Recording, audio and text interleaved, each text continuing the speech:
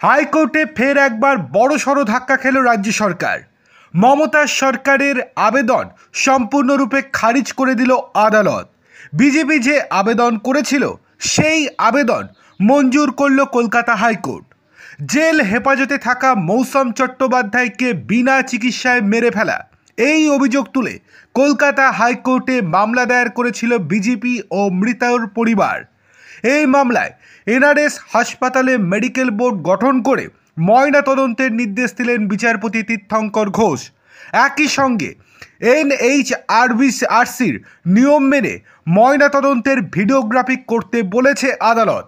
আগামী 24শে জানুয়ারি মামলার পরবর্তী শুনানির দিন ময়না তদন্তের রিপোর্ট আদালতে পেশ করতে হবে।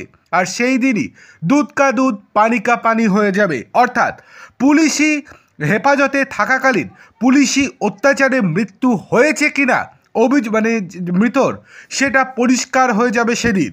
কিন্তু রাজ্য সরকারের আবেদন ছিল ময়না তদন্ত নতুন করে আর করার কোনো দরকার নেই। আর যদিও বা ময়না তদন্ত করা হয় তাহলে ভিডিওগ্রাফি করার কোনো দরকার নেই। যিনি মারা গিয়েছেন তিনি আগে থেকেই নাকি অসুস্থ ছিল বলে দাবি করেছে রাজ্য সরকার। কিন্তু যিনি মারা গিয়েছেন তার আইনজীবী এবং বিজেপির আইনজীবী আদালতে পরিষ্কার জানিয়েছে মৃতকে গ্রেপ্তার করার পর থেকে ক্রমাগত অসুস্থ হতে থাকে পুলিশি অত্যাচারে।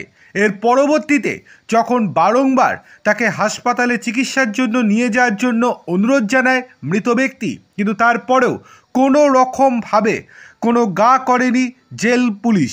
এর পরবর্তীতে তাকে ভর্তি করা হয় আরজি করে এবং সেখানেই তার প্রাণ চলে যায়। অবশেষে হাইকোর্টের তরফ থেকে এমনটা নির্দেশ দেওয়ায় যথেষ্ট খুশি বিজেপি এবং মৃতর পরিবার।